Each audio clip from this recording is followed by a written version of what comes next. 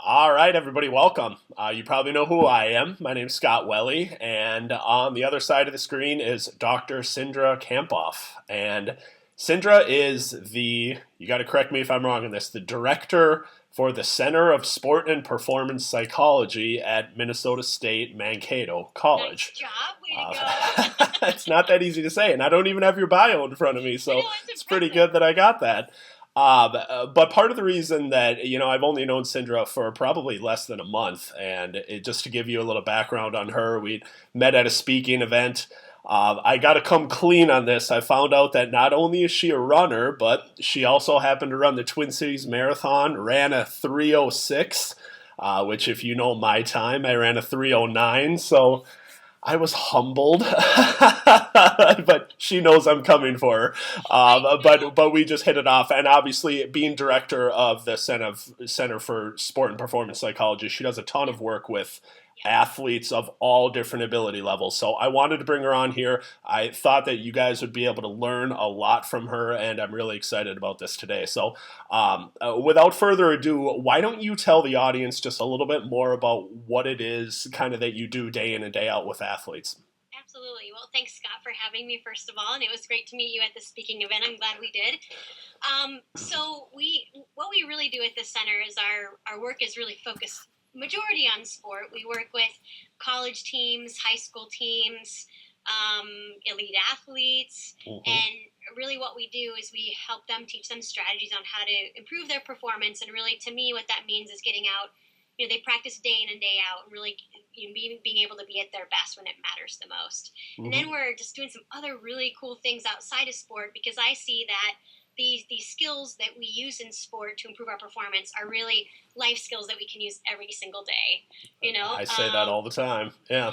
absolutely. And so we're doing some really cool stuff related to our community. We're putting on these master your mindset workshops for our community, so they can really use these performance enhancement strategies and tools. To me, what that means is just to have their life more on purpose and with a direction and using the strategies that really help us get out of our own way. Sure. Awesome. We're organizing I should tell you about this, Scott, when it comes up, but this really cool workshop for speakers. So Mm-hmm. to learn the mental side of how to improve yourself before you speak. So we're just doing a lot of really awesome things related to performance. Well, public speaking is the most feared thing among Americans, so a lot of people It can is. probably benefit from that. But Yeah. before we even launch into the running specific stuff, I know I always use the term mental toughness, but I know that Yes. you prefer to use the term mentally strong. So I would like for you to just comment, kind of from a general perspective, what do you think why do you use that term, and what makes a mentally strong athlete or person?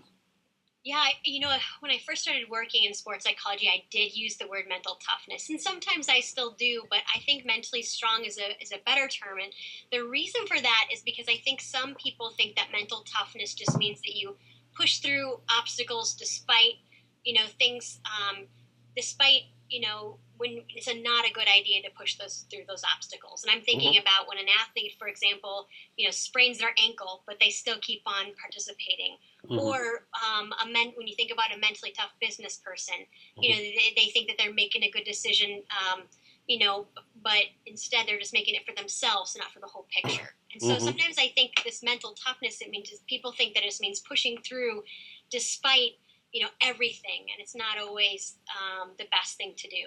Mm-hmm. So I prefer mentally strong for that reason. Okay. Cool. Yeah, yeah, And I know that part of the reason I wanted to bring you on here is because you've actually got a really good story that you told me the first time that we met about your Twin Cities marathon, and what kind of happened to you in the later miles and how that all yes, came about. So, do you mind sharing that story with the viewing sure. audience? It was one of the coolest marathons I've ever ran. And the reason for that is actually just the way that I took control of my mind. And I'll give you a kind of brief snapshot. So I was on really good pace to run a personal record. So at about halfway, I was at a 3:02 pace. So for me, I ran a 3:05, I think three times. So I was really on fire, and I Mm-hmm. was with the pace group, and things were just clicking. It was just an incredible feeling. I would describe it really as a flow experience for many of those miles, where it was just like just automatic. Mm-hmm. The miles just went by so fast. Mm-hmm. Then something happened to me at mile 18. And what happened to me was I went to the station, and I tried to pick up a glass of water. And I try to pick it up with my right hand, and I couldn't pick it up. I couldn't even pick it up, so I dropped it. And so then what I did is I took two hands and I tried to grab the next one, and I tried to drink it, and I couldn't hardly drink it. And what I realized at the time was that my hands were completely swollen, that I couldn't even pick up the glass of water. And my thoughts, at first I was like, what's going on, and then I started thinking, oh my gosh, I always take salt tablets when I run marathons. I always, take it to kind of regulate my body and, make sure that I'm not retaining water. And then I started beating myself up, and I was like, oh my gosh, Cinder, you ran 10 marathons. You won a marathon, what? You don't bring salt tablets. Like, what are you thinking, And Rookie. honestly, Come on, rookie. completely beating myself up, and I'm just being super honest so that, because people I think can resonate with this, that even Yeah. somebody, who's trained in this field, yes, we absolutely have moments of like complete doubt, right? And I Oh, would yeah. describe, Yeah. that my negativity ratio is so high. Mm-hmm. I was just like beating myself, what an idiot, are you so stupid, I mean, the worst kind of self-talk that you can have. And I honestly, I just kept thinking about my hands for several miles. And what was happening at the time was people were just passing me. I felt miserable. I looked miserable. I mean, my family told me that I looked miserable at that time. They didn't hold back. Mm-hmm. And I could have easily kept that thinking pattern for the next 6 miles. 8 miles when it started. Mm-hmm. And something happened to me then at mile 20. And so for those of you who ran Twin Cities, that's the Summit Hill. Mm-hmm. And was starting to run up Summit Hill, and I had never ran Twin Cities before, but I knew it was a difficult hill. And so again, just the negativity. Oh man, here it goes, And then the pacer was brilliant. Mm-hmm. And he said, embrace the suck. Which I love that line. Isn't it awesome? Yeah. And, for a moment I was like, well, it's kind of negative. And then I was like, you know what? This completely sucks. And the way my body feels right now, it sucks. My legs hurt. My body hurts. My shoulders hurt. I mean, every part of my body at that point hurt, right? Mm-hmm. And so, but when he said that, I just kind of snapped out of it. And I was like, you know what? It does suck. It's not always going to be perfect. And Mm-hmm. let's go, Sindra. And then I started talking to myself in a very empowering way. This isn't how you think. This is not, what you're about. And I started just using different strategies to try to get out of that rut. Mm-hmm. One of the strategies that stuck was I started counting people as I ran up Summit Hill. I started counting the people that I passed. Mm-hmm. And at that moment, it worked so well because I was focused on the future. I was focused on where I was going. I no longer was focused on my hands. And the thing is, my hands had nothing to do with my ability to run, right? Mm-hmm. I mean, Mm-hmm. it really didn't. Mm-hmm. It was just really in here that it was like this obstacle in my way. Mm-hmm. And I started counting people, and I got to the top of Summit Hill, and I had counted, I passed 40 people. Wow. 40 people after 2 miles of just miserableness. And literally those 2 miles I was running a minute per mile slower than I had the first 16. Yeah. But the thing is, I turned it around, and I completely started running the same pace that I was running the first 18. Mm-hmm. And then I got to the top of Summit Hill, did like a pump, Mm-hmm. just Mm-hmm. I was thinking a lot about how I help teams build momentum and how you can do that. You don't see very many marathoners like pumping their arms. Right. When people are cheering for them. Gave the peace sign to some strangers. Mm-hmm. Just trying to get myself out of that rut and kind of build my own momentum. Mm-hmm. And by the end, I passed 90 people. Yeah. And I ended up running a 3:06:02. So Mm-hmm. just a couple seconds over what my goal was that day. Yeah, which is really, really impressive. And just to give you guys, for those of you that don't know, Summit Hill is a long, gradual hill. Like it's a hill of probably 3.5 or 4 miles that's either flat or gently uphill. It's not one of these that like it's a really steep hill and you're done with it in a couple of minutes. Like you're doing it for a while. So when Yeah, Sindra brings up how many people she passed, like that's over a yeah, reasonably long distance, but it's a hard finish to the race. And I think part of what people can kind of get out of that is, I don't think I've ever had a race where it's gone perfectly from start to finish. And exactly. you're always going to have something, whether it's your hands or for me in that race, I had a side stitch for a little bit. And I've never had a hamstring cramp in my life, but my hamstring was kind of cramping too. And you're going to have those things that come up. And it's like you can either let it take you down, or you can say, you know what, this is just not my day. Like it's just not happening. And you can let it kind of Yeah, beat you into submission, you can. or you can flip that switch and you can change it around to kind of more empowering thoughts, Yes, that ultimately drive you forward. And it's it's one of the things absolutely. that makes or breaks your performance. It absolutely So does. And I could have easily just was set in that self pity. And that's what I did for 2 miles. It was just, I felt so bad for myself. I thought, okay, my race is done. Why did I train for this, for all this time? Just a ton of negativity. And that directly impacts your pace. yeah, Uh, why that was the best marathon I've ever ran. It didn't have anything to do with my place because I didn't win, right? right. Or it was more that I took control. I Hmm. took control of what I wanted. I felt like I took control of my destiny. I Hmm. took control of that last 6 miles and I made it the way that I wanted to. And as as athletes, we are in complete control of that. We can make the experience anything that we possibly want. Hmm. And that's what I felt like I did. I was really self-aware of really okay, that I had to embrace the suck. I had to hear something knock me out of it, but then I Hmm. was paying attention and I Hmm. was using all these different strategies. If it's building momentum or counting the people or empowering self-talk, but I was really using the strategies to get there to build my own momentum and really take control of really what I wanted. Yeah. And when you were asking me, Scott, what does mentally strong mean to me? Hmm. It means that you're aware of your thoughts, that you're aware of what's going on between the 6 inches between your ears, Hmm. but you're also aware of what's happening in your body. So Hmm. you can compensate and adjust, so you can make the adjustments. But then it also means to me that you're in control of what you want. You Hmm. go after it, and you know exactly what you want, and you're always working to get there because I believe that we all do. We shape our destiny by Yeah. our thoughts, by our decisions, and I think a mentally strong person, not just an athlete, they know what they're going after. They know their destiny, and they know that they shape it by their thoughts, their decisions, and their behavior. Yeah, and one really interesting thing, I'm not sure if you've ever seen this study, but I'm going to pass it along to you, and I haven't mentioned it to you before, but some of the people watching this might recognize it because I sent it out to my list a while back. But from Okay. a scientific perspective, like they've actually identified a specific region of the brain that gets fatigued during endurance exercise.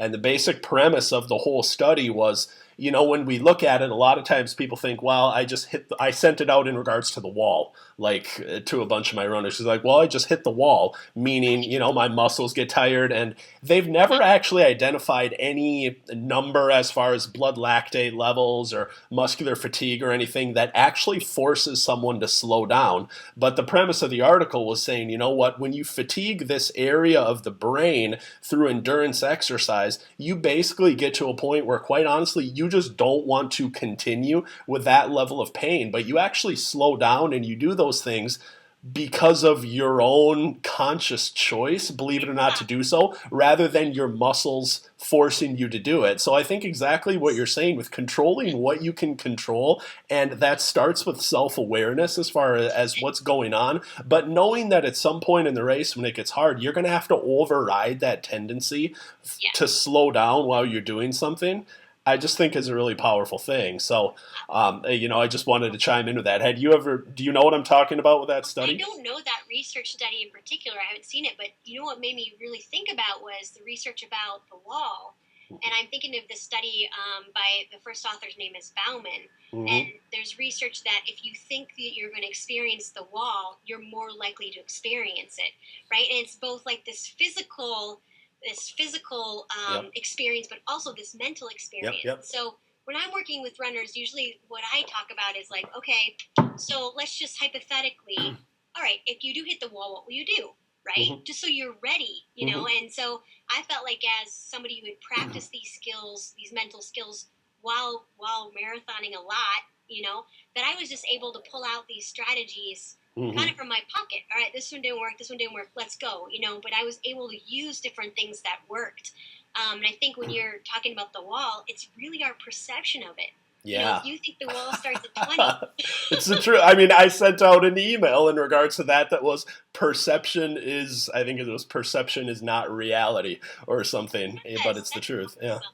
So, I mean, it's a couple of things going on there. One, Yeah, it's kind of the blue elephant thing. It's like you tell someone not to think about blue elephants, all they're going to think about is blue elephants. Sort of like, well, yes, don't think about the wall. All you're going to be thinking about is that.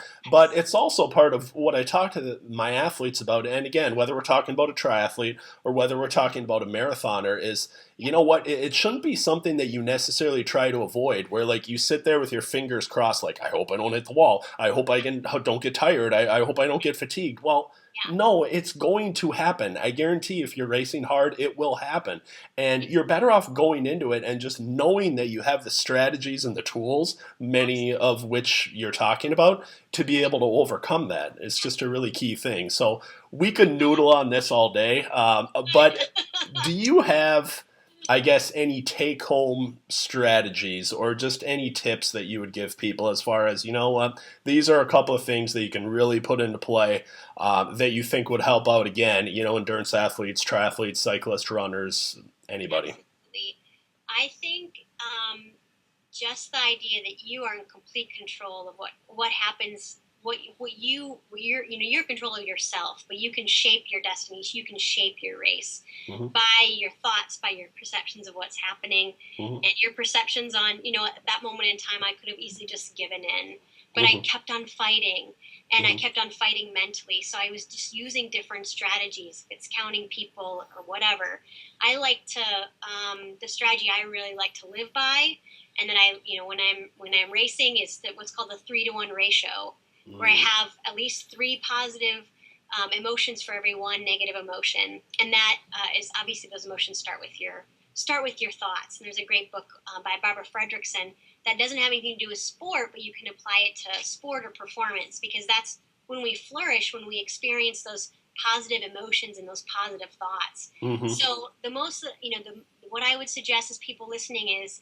talk to yourself in an empowering and productive way, that you're really focused on possibilities, that you're, possibility of really giving your best, and get out of your own way. Mm-hmm. Definitely. So and and to everyone out there listening to this or watching this, please take to heart what she just said, because it sounds really overly simplistic, but controlling what you can control and controlling your thoughts and thinking about the ratios, especially when the going gets tough, of your positive thoughts to your negative thoughts. I'm telling you right now, it's not necessarily your training program or your nutrition or the shoes you're wearing or the weather or anything else. The difference between passing people and getting past later on in the race is basically what you just said. So I'm hoping a lot of people soak that up and they really take that to heart. And I want to thank you for sharing it. If people want to learn a little bit more about you and what it is that you do, how can they get in contact with you? they could look on my website, cindracampoff.com. Okay. And we also have a website for our center, sportandperformance.com. So they Okay. could look at either of those. I'm on Twitter quite a bit. And so my handle is at mentally_strong. Awesome. And for people watching this, if you're watching on my website or on YouTube, I will put links for those things below this video. So, Cindra, on behalf of me and everyone else watching this, we want to thank you for your time. Thank you, Scott. I I'm appreciate it. coming for you in that marathon, all right? Enjoy it while you got it. But Which one's it going to be? yeah, but thanks a lot for the time. Appreciate it. Have a great Awesome. day. See you later. All right, take care, Bye. guys.